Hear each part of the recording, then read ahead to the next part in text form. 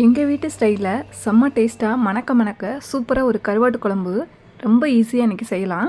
அதுக்கு நான் தூத்துக்குடியிலேருந்து ஃப்ரெஷ்ஷாக பேக் பண்ணி வாங்கிட்டு வந்திருந்த சீலா மீன் கருவாடு தான் எடுத்திருக்கேன். இதில் ஒரு பீஸ் மட்டும் போட்டு வச்சா கூட போதும், குழம்பு அவ்வளோ டேஸ்ட்டாக இருக்கும். நல்லெண்ணெயில் கடுகு உளுந்தம் பருப்பு, பச்சை மிளகாய், தக்காளி, க்ளீன் பண்ணி வச்சுருக்க கருவாடு இதெல்லாம் சேர்த்து நல்லா வதக்கினதுக்கு அப்புறமா தேங்காய், ஜீரகம், மல்லித்தூள், மிளகாய்த்தூள் இதெல்லாம் சேர்த்தே பேஸ்ட்டை அரைச்சி வச்சுருக்கேன். அதை மிக்ஸ் பண்ணிவிட்டு கெட்டியாக கரைச்சி வச்சுக்க புளி, தேவையான அளவு தண்ணி சேர்த்து நல்லா கொதிக்க விட்டு எண்ணெய் பிரிஞ்சு வந்ததுக்கப்புறமா கொஞ்சமாக நல்லெண்ணெய் மிக்ஸ் பண்ணி ஸ்டவ் ஆஃப் பண்ணிடலாம். இந்த குழம்பு கொதிச்சு ஸ்மெல் வரும்போது எனக்கு உளுந்து சாதம் ஞாபகம் வந்துருச்சு. ஸோ லஞ்சுக்கு உளுந்து சாதம் தான் பண்ணியிருந்தேன். 1 டம்ளர் அரிசிக்கு 1/2 டம்ளர் தொளி உளுந்து, இது கூடவே கொஞ்சமாக வெந்தயம், ஒரு 10 பல்லு பூண்டு, 1க்கு 3 தண்ணி அந்த ரேஷியோவில் வச்சுட்டு குக்கரில் வச்சு விட்டோன்னா சூப்பராக உளுந்து சாதமும் ரெடி ஆகிடும்.